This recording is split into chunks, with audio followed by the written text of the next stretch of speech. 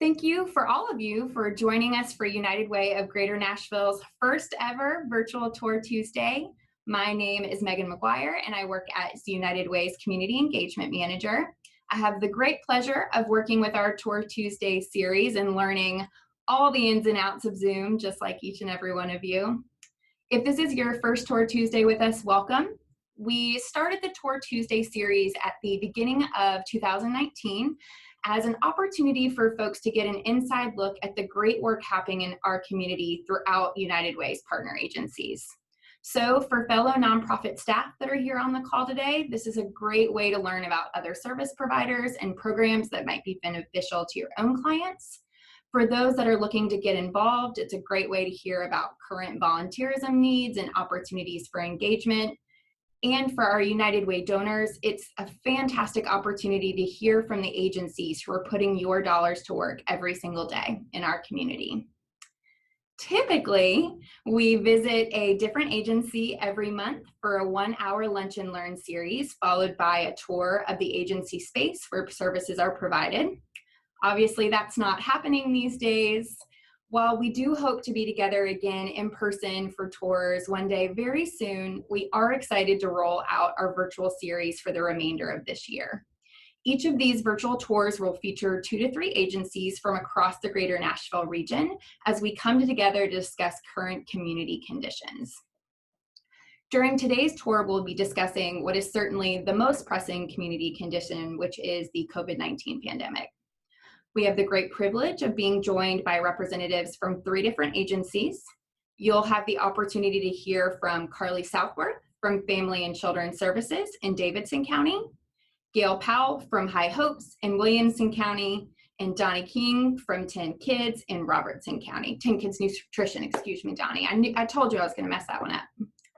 During today's conversation, we'll discuss how COVID has impacted the clients these agencies serve, but also how the pandemic has forced nonprofits to change the way that they provide their day-to-day services, whether that's ramping up because the need is increased or trying to figure out, like we all are, how to do that work virtually. And when you're trying to serve the community, that's especially hard. At the end of today's session, attendees will have the opportunity to ask questions to our panelists. There's a Q&A box on the bottom of your screen. So go ahead and put your questions in there. And as we have time, we'll get through as many as we can. At this time, I'd like to go ahead and start introducing our guests of honor. Let our agency representatives tell them a little bit about themselves and the agencies that they represent. We will start that off with Carly Southworth. Carly is the Chief Program Officer at Family and Children Services in Davidson County. Carly, welcome and thank you for joining us. Sorry, I knew I was going to forget to unmute myself. Thank you, Megan, for inviting me. I'm going to go ahead and share my screen. So hopefully this will be successful.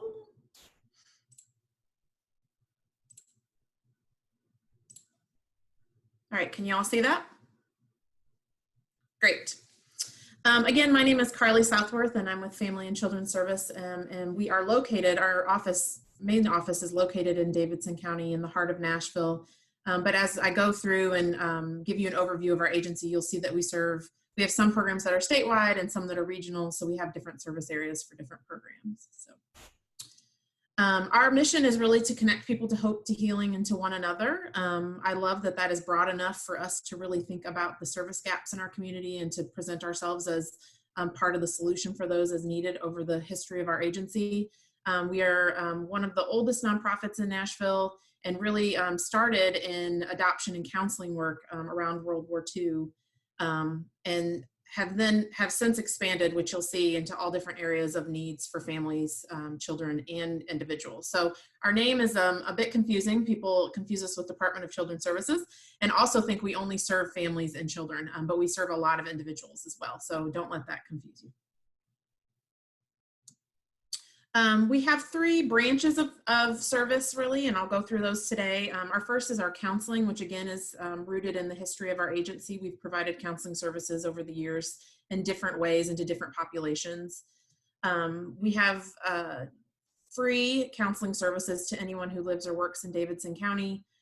in their families. And this ranges from everything from marriage and family counseling to anxiety and depression to domestic violence. Currently, we have counseling offered in both Spanish and English.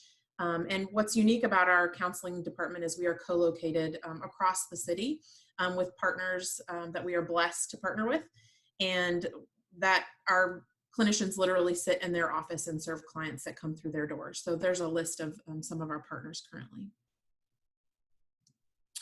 Under counseling, we also have a 24/7, 365 crisis contact center, which is taking phone calls for folks in crisis, whether that be imminent risk situations like suicide, domestic violence, homicide, child abuse, people who just need to talk, people who are isolated, people who are going through significant life changes or grief.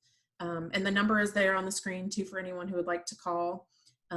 It's anonymous. You can share as much or as little as you would like. And we also partner with Tennessee Association of Alcohol, Drug, and Other Addiction Services and the National Suicide Prevention Lifeline, answering backup calls and after hours calls for them. We have survivors of suicide loss support groups. These are actually, we'll talk about this later, I guess, but done virtually right now, but they are small support groups for people who have experienced the loss of a loved one to suicide. And those are typically held in person in Davidson and Williamson County.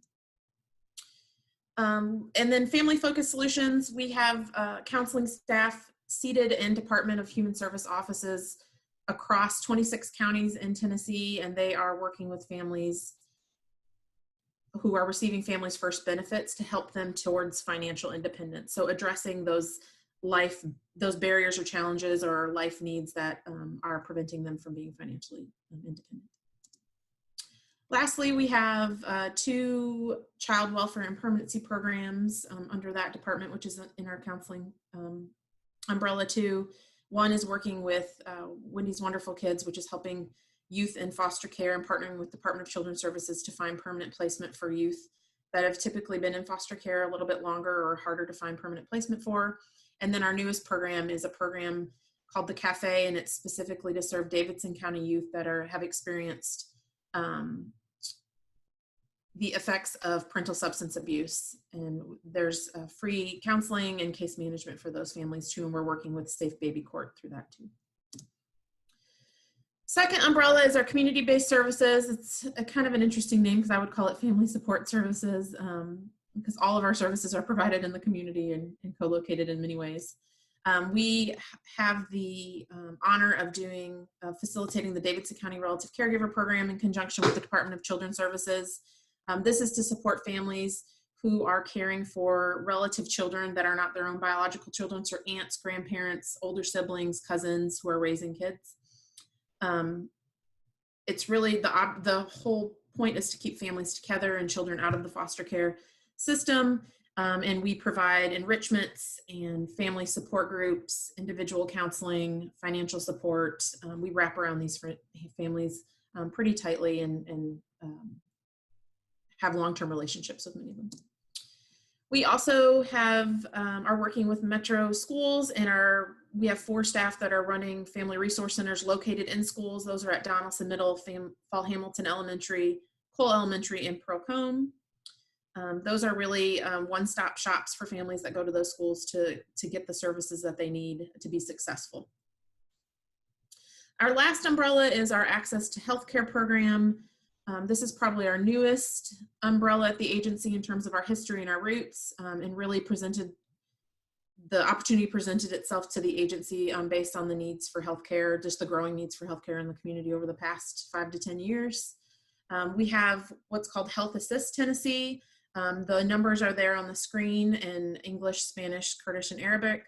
And really this is a hotline where folks can call and say, I need coverage, I need glasses, I need dental care, and our Health Assist staff will connect them to either they'll screen them for eligibility for insurance to see that if they are underinsured and that we can get them insured, or they will refer them to services for free or low cost healthcare. We are also the lead agency for Get Covered Tennessee, and we are enrolling folks, and this is a statewide program this one and Connecting Kids to Coverage. They're both federal programs, and we are enrolling folks into the Marketplace Healthcare and also working with families under Connecting Kids to Coverage to getting kids enrolled in healthcare, Cover Kids, Medicaid, TennCare. And really our goal here is just to make sure that people have the access to healthcare that they need. So, and going back, all of these healthcare access programs, these numbers you can just call. It's kind of a one-stop shop there, and they'll help assess what your needs are and get you to the right program. Lastly, we do have a language services program. This is a fee-for-service program for with professional interpreters, and we're working with typically healthcare providers, but also social service providers, and providing interpretation services in 26 languages. They traditionally have been done in person, are now being done virtually. And our other health access programs are, we have some opportunities to work with and serve seniors and making sure that they, we're doing outreach, education, and enrollment assistance into Medicare and making sure that they understand their options. And those are some regional areas you can see on the screen, a smaller pocket of counties and not in Middle Tennessee. And then lastly, we've been working with Interfaith Dental for the past 2 years on their Smile On 60 Plus program, which is providing low-income seniors with oral healthcare services. That is it for me, Megan, in terms of the overview of the agency. Great. Thank you, Ace. I really appreciate it. Gail, I'm going to kick it over to you. This is Gail Powell from High Hopes in Williamson County. Oh, hold on, Gail. I got to unmute you.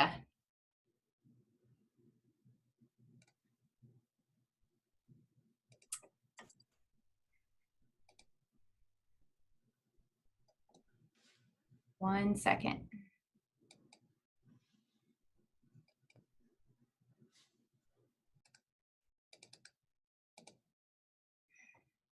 Sorry about that. Hold on, we'll see.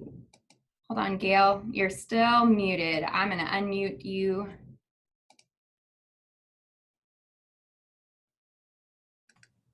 There we go. Okay, all right.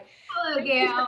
Thank you for having me today from High Hopes, and I'm going to do my best to share a screen with you. This is a new experience for me, so here we go.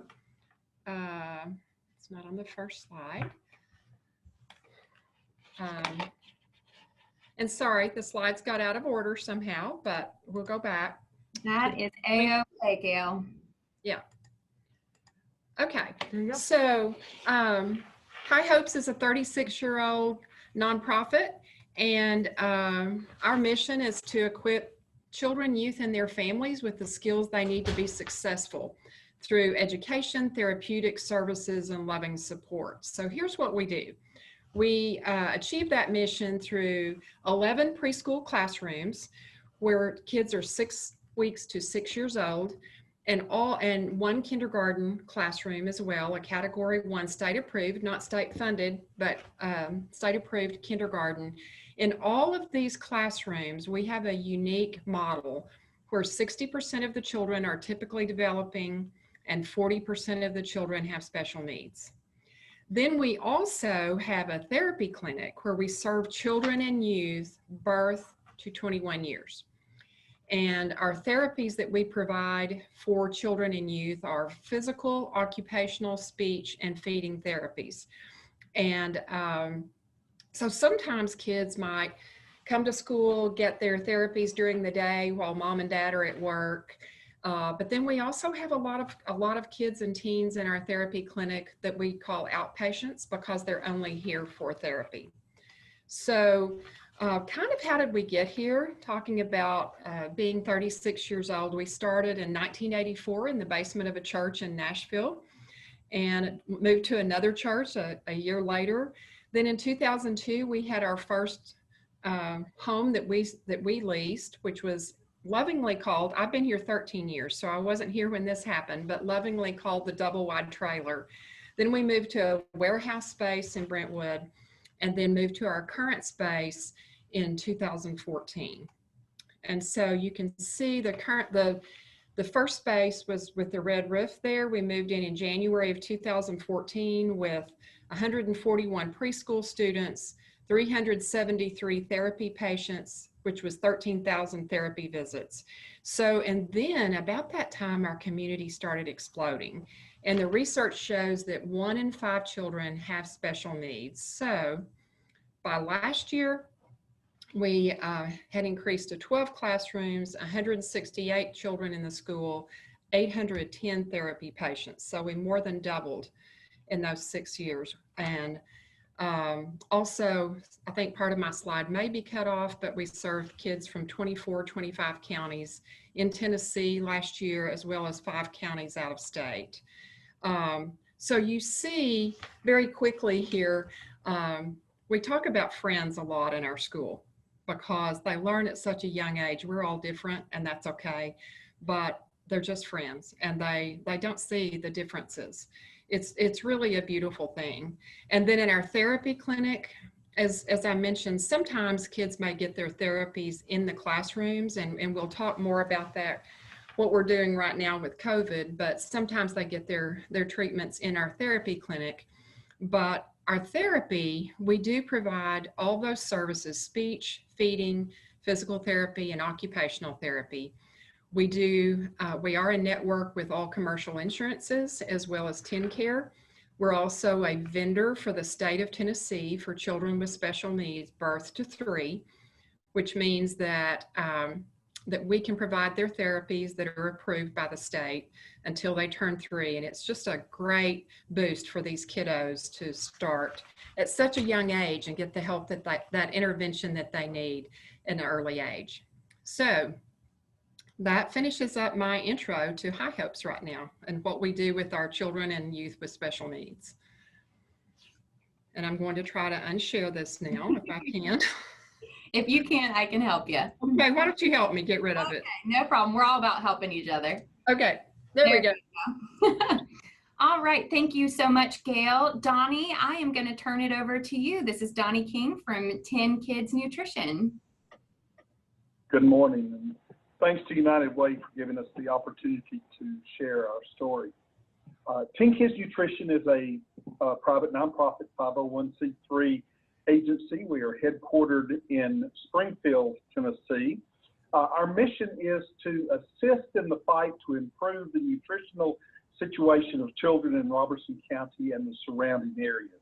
Now, that's just a lot of bureaucratic speak for we feed kids. That's what we do. That's all we do. We were started in 2010. It was neat to kind of follow Gail's story. I'm familiar with Family and Children's Services.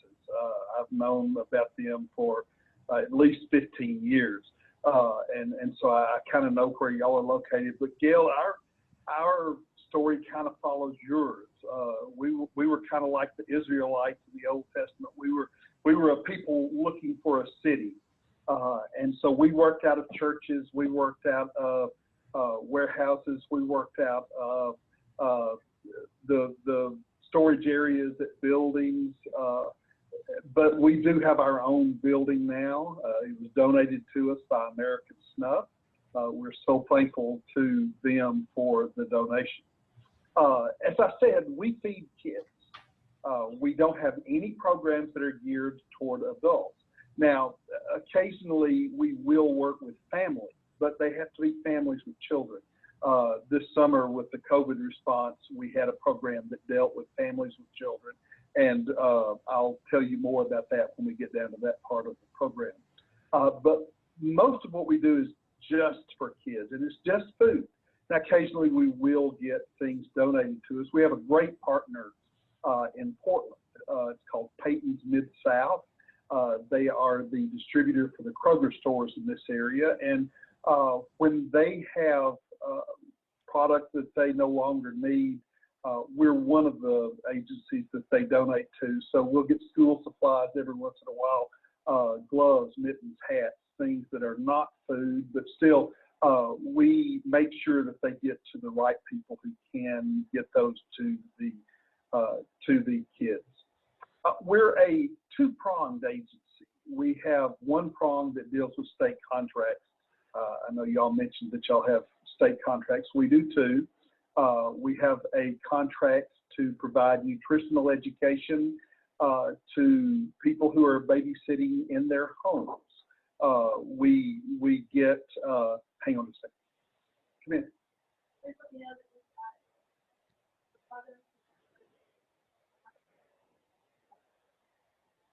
All right. Okay. You know, the work doesn't stop just because we're on this conference call. I've got drivers that are out making deliveries now, and they just had a question. But we were talking about our state contracts, the one that we have with people that babysit in their home. We provide nutritional education to them, and as long as they agree to provide good, nutritious food to the children in their care, we provide them with monetary support that comes from the federal government through the states to them. We have the same type of program for child care agencies, for the larger child care providers, the same thing. We give them nutritional education training. We help them develop menus to make sure they're getting good things to their children. And then if they do that, then they get federal money through the state through us. One of our biggest programs right now, and again, I'll mention more about this when we get down to the COVID-19 responses, but one of our biggest programs right now is our after-school at-risk snack program. In the past, we had provided meals to, not meals, but snacks to children who were staying after school for homework assistance, for dance class, for music lessons, choir, homework, said homework assistance, but tutoring, anything that enriched them. If they were staying after school for that, we could provide them with a snack. It wasn't a great snack. I mean, it was good, nutritious food. It wasn't a large snack, but it really hit the spot, because some of these kids may have breakfast at 11 o'clock in the morning, and then when they're getting out of school 2:30 or 3, they need some nutrition to get them into their enrichment activities. And so that is one of our programs, and those are our state contracts. But then we have other programs that are not on state contracts. And our biggest one there is the Patty Dunn Memorial Backpack Attack Program. It was started by Patty Dunn. Patty was a cafeteria manager at one of the middle schools here in Robertson County. She noticed that there were kids who were sprinting to the cafeteria on Monday mornings to get their breakfast, and she did some inquiring and found that those kids didn't have a lot to eat over the weekend. They were really hungry when they returned to school on Monday. So she started a program to get food for those kids, and just at her school. But over the years, it grew until it was in most of the schools and was feeding a couple hundred kids. It got to be more than they could handle. And so 10 kids was starting about that time. That was in 2010. And so they came to us and asked us if we would be interested in taking over that program. And so the board considered it, and they did vote to assume the financial responsibility for that program. It is totally run by volunteers. Even when I'm working on the backpack program, my time is donated. We have a director, her time is donated. All of our volunteers, we have about 20, 25 volunteers that are on a regular or semi-regular basis, and all of them are volunteer. None of them are compensated in any way. That program is totally funded by donations. There is no state or federal money available for it. We do have grants from time to time that help us with that. United Way is one of our great supporters for the backpack program, as is Second Harvest. A lot of the businesses in this area make donations, and the churches in this area are big supporters of the backpack program. Some of them make monthly donations to us. Some of them make annual. Some of them will apologize for it being so small, but I tell them no, it's not too small. You know, even $3 will provide meals to a kid for a weekend. So if you can give us $10 a month, that's 3 kids that are getting food that wouldn't be getting it without you. And so we're very careful with the money for the backpack program. We spend 96-97% of the money that's donated goes to the food for the kids. Since we're not paying any salaries out of that money, We do pay some utilities, some liability insurance, some supplies that we need, printer ink and plastic bags, things like that. But most of our donated money from the backpack program goes straight to food for the kids. And so that is 10 kids just in a snapshot. We feed kids. We have state, federal programs. We have non-state federal programs. We feed kids. And that's an important thing, feeding kids. I like that you just summed it up, all that. We just do one thing, we feed kids. So obviously between your 3 agencies, you cover such a gamut of services. I mean, the spectrum is so wide, and that's got to be tough on a normal day. Now, I'm sure COVID-19, like for so many of us, has just really impacted every single element of our day-to-day lives, with nonprofits being certainly no exception. I would love to hear from you all how COVID-19 has impacted your agency specifically. So what needs are you seeing in your respective community and your service area really ramp up? And what changes have you had to make from the administrative side to really continue to meet this need despite these challenges? So Gail, I'm going to start with you. Okay, and I don't have slides this time, so you'll just be hearing me. But it has affected our families and our children in so many ways. And you saw in our mission statement that it includes the families because we try to be such an encouragement to them. Many times their journey is extremely difficult, and so I'll just give you an example. We could have a child who might be, let's just say, 4 years old, and get as many as 8 therapies a week or 6 therapies a week. Maybe they get speech twice and they get physical therapy twice because they're still learning to walk at 4 years old, or maybe they're still working on feeding because they had a transplant or something that they're just still working on that. So during COVID, we were open during March and then closed the school during April. So the families who depended on us to take care of their children during the day suddenly did not have that. But during April, we switched all of our therapy to telehealth. So it was a totally new business model. We had to get more technology because we didn't have enough. We didn't have the platforms. Actually, it was not even approved by the state at that time to do these therapies. So we literally were going to the governor and legislators and all of that to make it happen. And then within about 3 to 5 days, our therapy team transformed to a new business model of telehealth.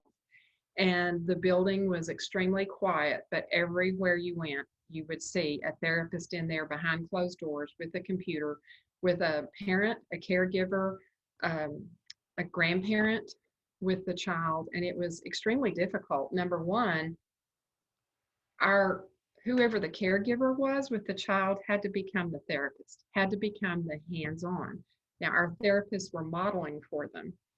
But after a few weeks in April, parents were literally crying to our therapist because life was so hard. You might think, okay, the parent's trying to work from home, and maybe they have other children who are in school and they're trying to educate them. And oh, by the way, they have this child with special needs too. So I feel like our therapists were literally their lifeline. And then in May, we reopened the school. And to this date, we've been open all summer. We've not had a child in the school with the virus, so our protocols are extremely tight. But we began doing some in person in the clinic and some telehealth. By June, we were doing mostly in person. We still have a few friends who get therapy that it's still telehealth for them because of their needs that they have. So it has worked well. It's just been very different. It's just been very different. There were all kinds of approvals, like with TennCare and insurance companies and the state program, to get that approved too, that they would accept telehealth. So I kudos to our team for getting that done. And while it's been a challenge, I will say when our school reopened and there had been a month and a little guy was only getting his therapies through telehealth, he walked in for the first time on a walker. So we still felt like kids made huge progress during that time. So you just need to understand that what we're doing here is literally teaching kids to eat, teaching kids to speak, to walk, to do their everyday activities through occupational therapy. It's a very big deal, but lots of changes, and we're still just hanging in there. Our protocols mean that right now parents can't come in the building. They do occasionally for therapy because it's important for them to replicate it at home. But we started our new school year two weeks ago, and parents still haven't seen the new classrooms.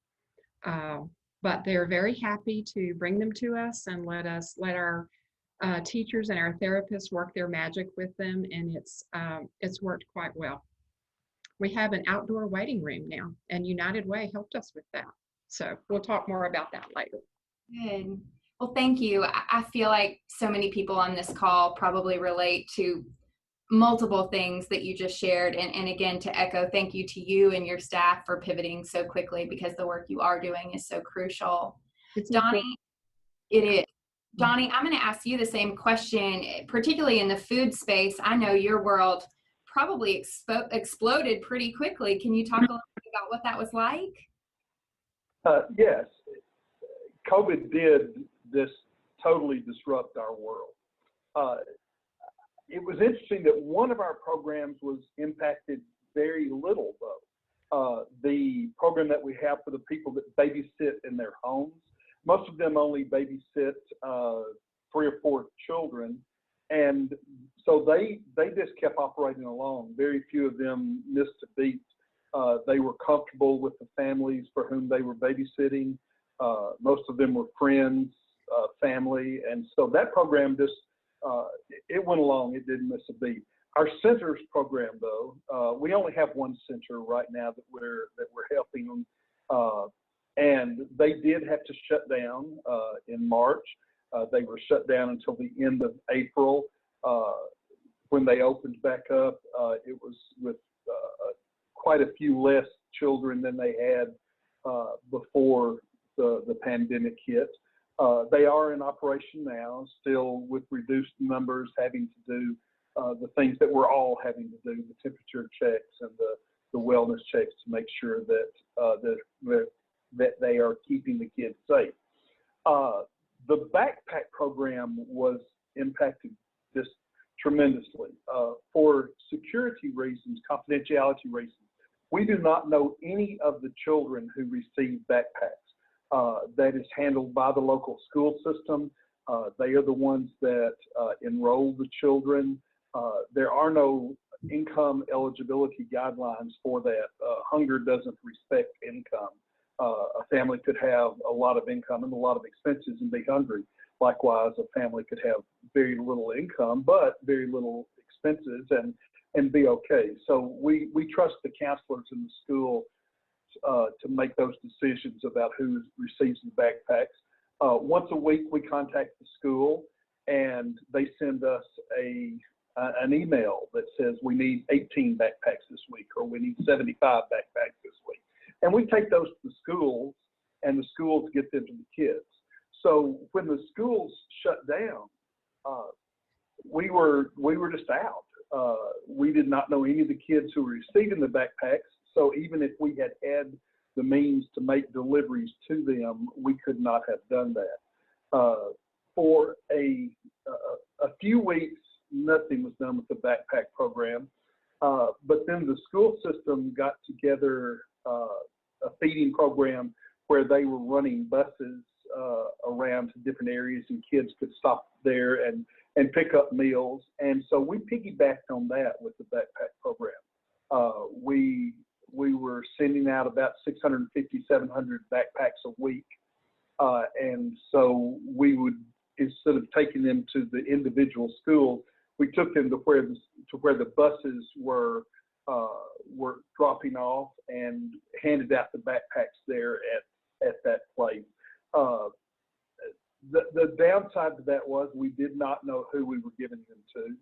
We didn't know if they were children that were on the backpack program before, but we just trusted that the kids that were coming there to pick up meals were hungry. And so we were feeding hungry kids. This year, school is back in session in Robertson County. And so we sent our first emails to the school Sunday. I generally do it Sunday night when I get home from church. I'll send it to the counselors, and then they have to send it back to me by noon on Tuesday. So those emails are coming in.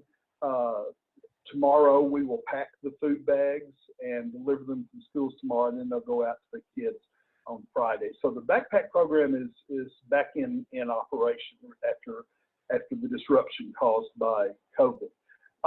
The after school at risk program, again, was it was ended when schools stopped because it was for children who were being enriched after school. Since there was no school, there was no after school. And so there was nothing we could do for those children. But again, that is starting back this fall. And one of the big things that the federal government is doing with feeding programs for children, they are trying to get as much food to children as possible.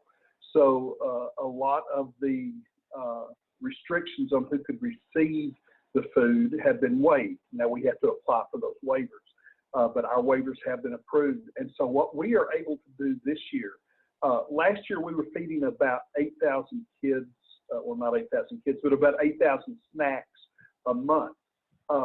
This year, once we get everything rolling, we will be feeding about 8,000 snacks a day. So we've really had to gear up. We had to rent a box truck with a lift gate. We had to buy some pallet jacks and special pallets that would fit inside the school. The pallets that we have will fit through the doors of a school. And so we load up the snacks that the kids need at that school for a day. Some of them get 500, some of them get 200. Just depends on how big the school is. And we deliver them to the schools, and then the schools get them to the kids. Getting ramped up with that was just a tremendous effort. And our last thing didn't come in until Friday, and that really caused us a problem for this week because something the school should have had ready to hand out on Monday. Well, we just delivered on Monday. We didn't have it to get to them.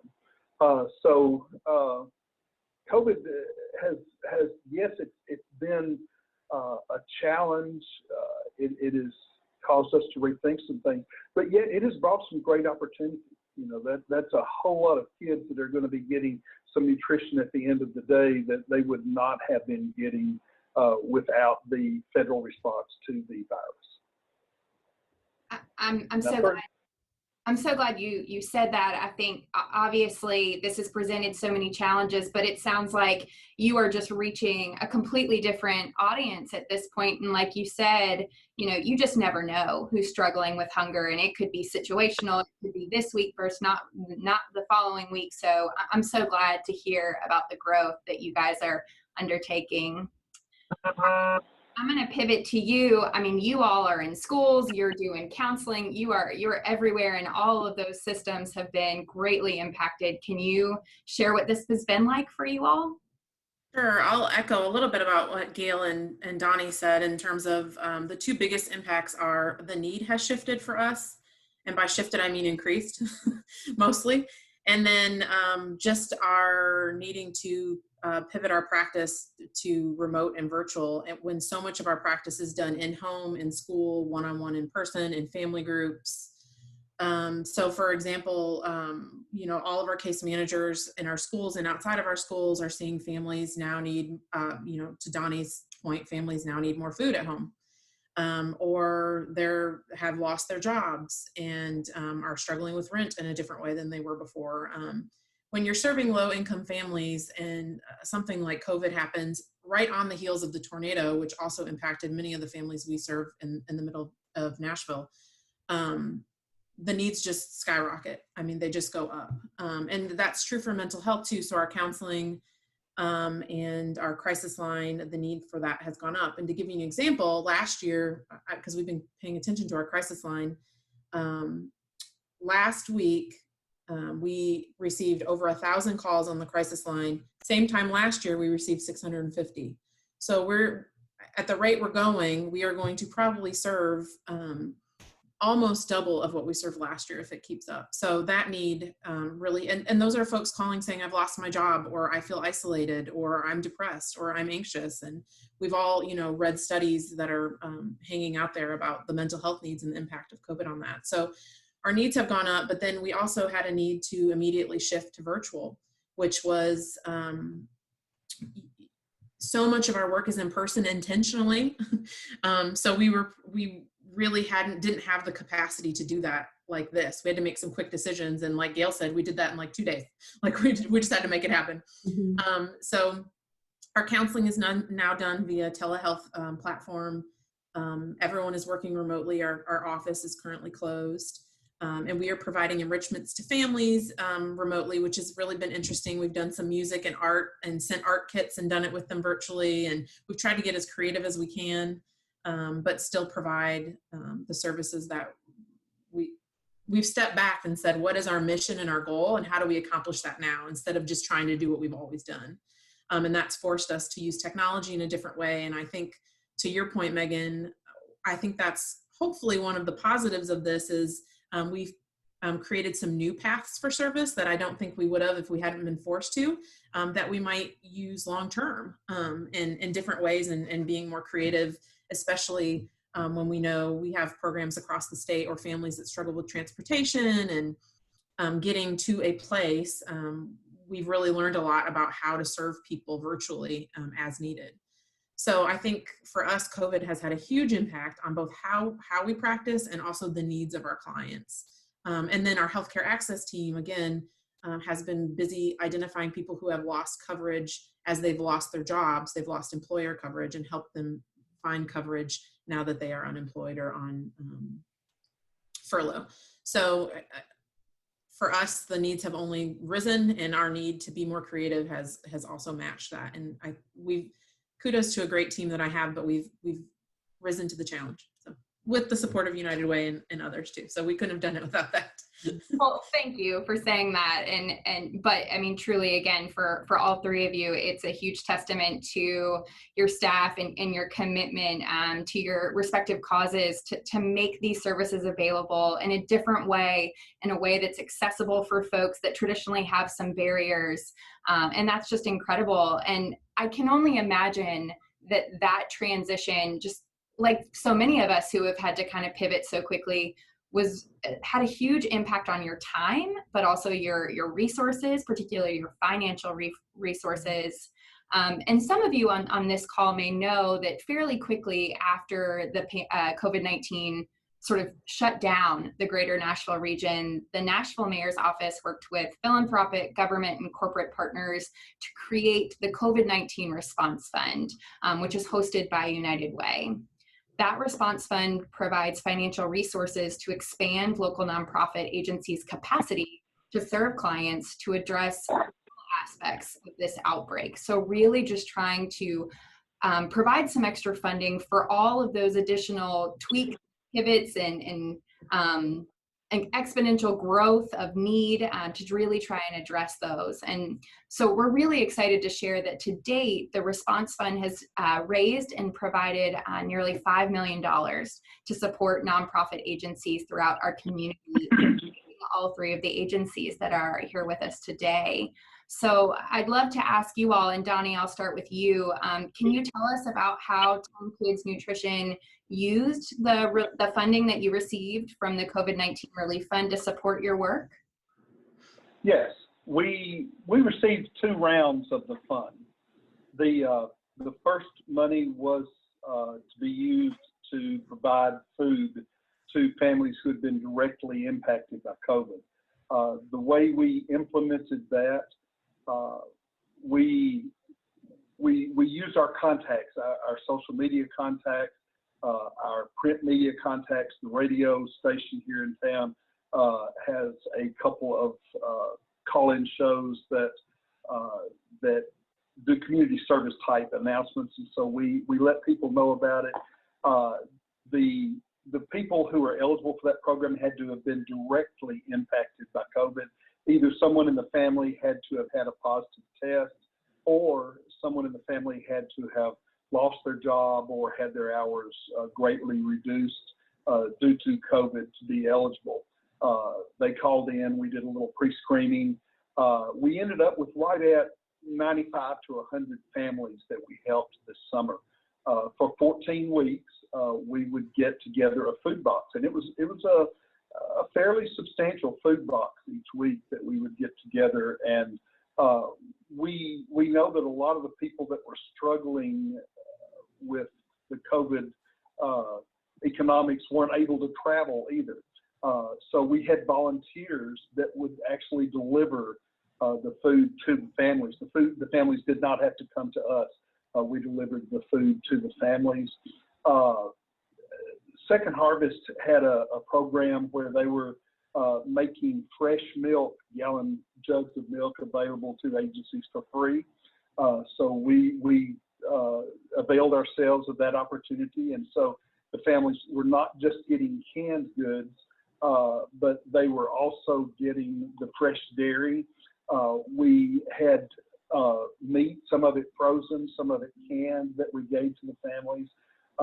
But over the course of the summer, for 14 weeks, food bags were provided to families who had been directly impacted by the pandemic.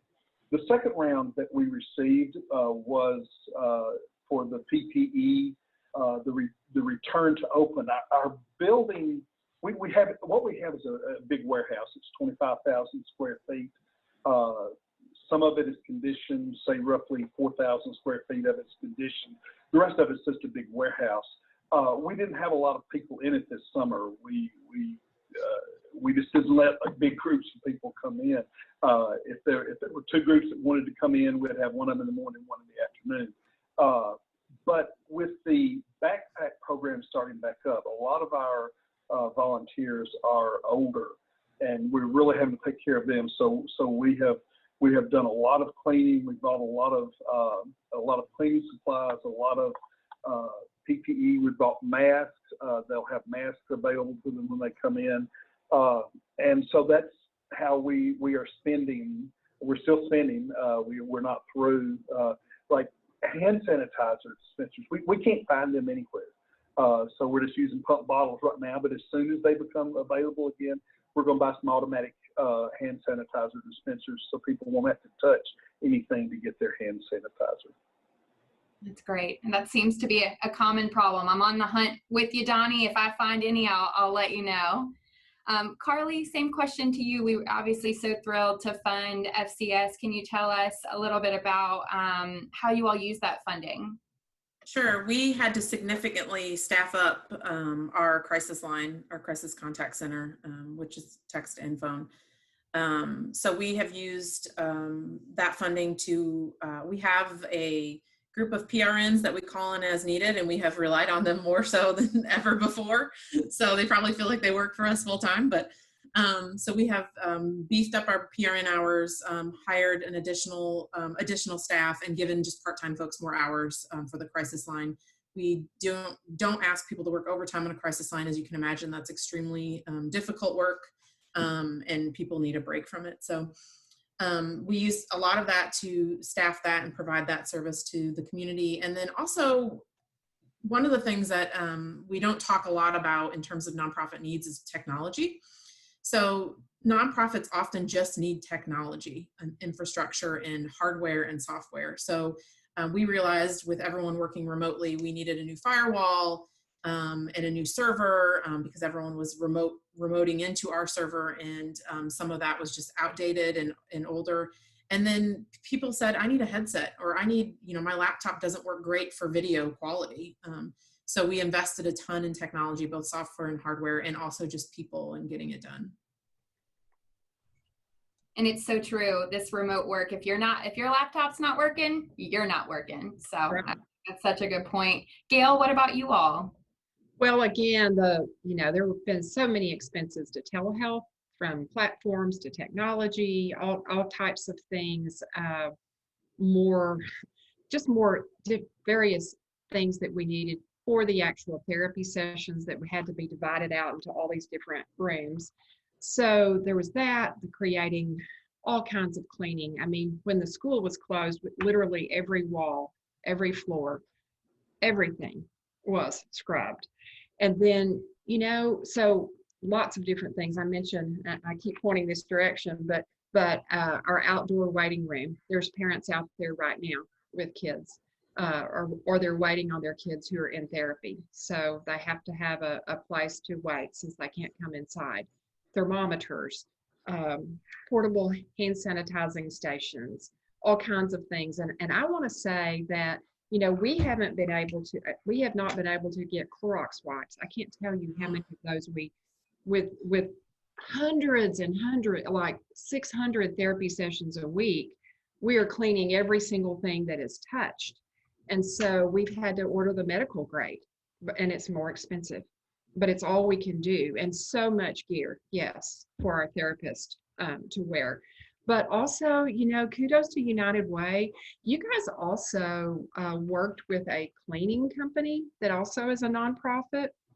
And through United Way, because we serve children, they came out and they cleaned, because we can't get our cleaning balms anymore that we use. And so they came out and fogged it on a Saturday for us. I was here with them, and that was quite a bless. So I can't even list everything you guys have done for us. And we are truly grateful, because you are really empowering us to keep serving those in the community who need it. Thank you. Well, thank you again for those kind words. That's incredible. And I did drop into the chat link for all of our attendees if you'd like more information about the fund, how it started, where the money has gone, all of that is there. Very fortunate to do several rounds. We had a committee make those decisions, and just couldn't think of a better group of folks for that funding to go to. So we are 6 minutes from sending everybody to lunch. At this point, if you've got a question for us, go ahead and drop it in the Q&A box. We might have time for one, maybe two questions. And if you don't have questions, it just means that our speakers were so fantastic and gave you every piece of information that you could ever want, which might be the case. I'll give just a few more seconds for some questions to populate. If not, I can close us out. Okay, kudos to you all. I know a lot of information has been shared, and you might have some questions maybe after today's presentation as you're thinking about some stuff. Everyone who attended the tour today will receive a follow-up email with my contact, as well as the contacts of all the agency representatives that are here with us today. So please, please, please feel free to follow up with us for more information, even if it's just letting Gail know that you found some Clorox wipes, or letting Donnie know. That would be fabulous. Hand sanitizer. So there are 90 people on this call, which is pretty incredible. And I know that I speak for all 91 of us when I say thank you, thank you, thank you to Carly, to Gail, to Donnie for taking time to be with us today. As we saw with Donnie, this work never stops. And so your time is one of the most valuable, precious resources that you have. And we are just so grateful for the work that you've done and the work that you continue to do at a time when the community needs you now more than ever. Even still to this day, 6 months going, the need is so great. So thank you so much. United Way is so grateful to be a partner in and supporter of your work. I also want to send a big thank you to all of our attendees, all 90 of you out there who joined us. Thank you for your time. That's also a precious commodity that you've donated to your community today, and learning about community conditions, and also for your year-round support of United Way. I think our agency partners have said it so beautifully. This work couldn't happen without you. without that support, without the dollars that just keep those doors open when it's everything you can do to get them open that day. So I hope that you'll join us for next month's tour. That tour will be on Tuesday, September 15th at 10 a.m. We'll be spending that hour talking about some virtual volunteer opportunities that are available throughout Greater Nashville. The beautiful thing about United Way is it is filled with folks that love to do good work and love to keep their hands busy, and that's hard to do when we're all at home. So we'll find some ways and talk through some ways that you can still give back to your community while we're staying safer at home. So, on the follow-up email that you received, there will be a registration link for that. So go ahead and plan to join us in September. But until then, thank you again to our attendees, to our speakers. I hope that you stay healthy and well, and we look forward to being together next month. Thank you, Megan. Thank you, everybody.